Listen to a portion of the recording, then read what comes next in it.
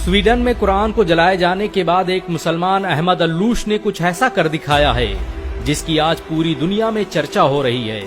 दरअसल कुरान जलाए जाने के बाद स्वीडन के अहमद अल्लूश ने वहां के कोर्ट में एक याचिका दायर की थी कि उसे भी यहूदियों और ईसाइयों की मुकद्दस किताब बाइबिल और तौरात को जलाने की इजाजत दी जाए।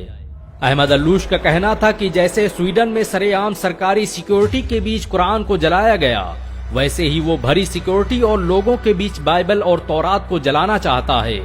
इस खबर के आने के बाद इजराइल सहित दुनिया के तमाम यहूदी संगठनों ने बवाल कर दिया था और धमकी दी थी कि अगर हमारी धार्मिक पुस्तकों को जलाने की कोशिश की गई तो हम इसे बर्दाश्त नहीं करेंगे। इजराइल के राष्ट्रपति ने तो यहाँ तक कह दिया था कि तौरात हमारी सबसे मुकद्दस किताब है, इसकी हिफाजत हम पर फर्ज है और हम इसकी हिफाजत करके रहेंगे। स्वीडन की अदालत ने अहमद अल्लूश की याचिका के बाद उसे बाइबिल और तौरात को जलाने की इजाजत दे दी थी, क्योंकि स्वीडन में धार्मिक पुस्तकों को जलाना अभिव्यक्ति की आजादी माना जाता है, जिसके बाद दुनिया भर की नजरें स्वीडन के इस मुसलमान पर थी। ये इतिहास में पहली बार था कि किसी मुसलमान ने आसमानी किताब बाइबिल और तौरात को जलाने की इजाजत मांगी थी।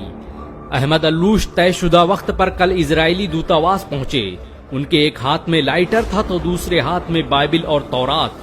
चारों तरफ दुनिया के मीडिया संस्थान और लोग बाइबल को जलाने का मंजर देखने के लिए मौजूद थे। दुनिया भर की निगाहें अहमद अल्लूश के हाथ में मौजूद उस लाइटर पर टिकी थी। लेकिन लोग उस वक्त हैरान रह गए जब स्वीडन के इस 32 साला नौजवान ने लाइटर जमीन पर फेंक दिया और लोगों को मुखातिब होकर कहने लगा कि मैं बाइबल और तौरात को जलाने की सोच भी नहीं सकता। मैं तो बस कुरान जलाने के मामले पर यूरोप, अमेरिका सहित दुनिया के दोगलेपन को बेनकाब करना चाहता था। ये मेरे प्रदर्शन का तरीका था।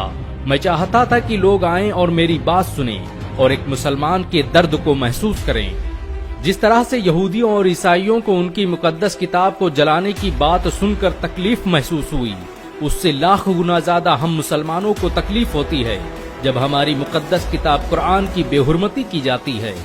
अहमद अल्लूश के पास बाइबिल और तौरात के साथ कुरान भी मौजूद थी। उसने कुरान को बोसा दिया और सीने से लगाते हुए कहा, भला मैं उन किताबों को कैसे जला सकता हूँ जिसकी तस्दीक मेरे कुरान ने की है। मेरा इस्लाम किसी मजहबी किताब को जलाने की इजाजत नहीं देता। अहमद अल्लूश के प्रोटेस्ट के इस अनोखे अंदाज की आज दुनिया भर में चर्चाएं हो रही हैं। यहाँ तक कि यहूदी और ईसाई भी कुरान को जलाने की इजाजत देने पर पाबंदी लगाने की मांग करने लगे हैं।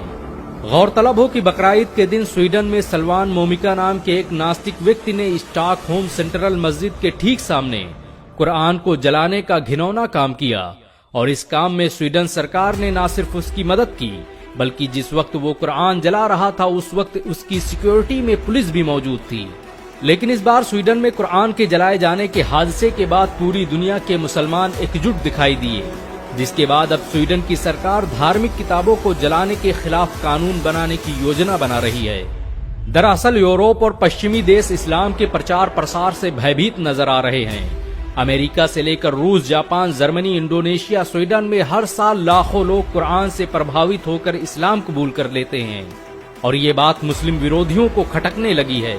यही वजह है कि वो मुसलमानों को नीचा दिखाने के लिए कुरान और पैगंबर मोहम्मद सल्लल्लाहु अलैहि वसल्लम की तौहीन करने की कोशिश करते हैं। लेकिन इस बार जब बात बाइबिल और तौरात की आई तो यहूदी और ईसाई भी इंसानियत की दुहाई देने लगे।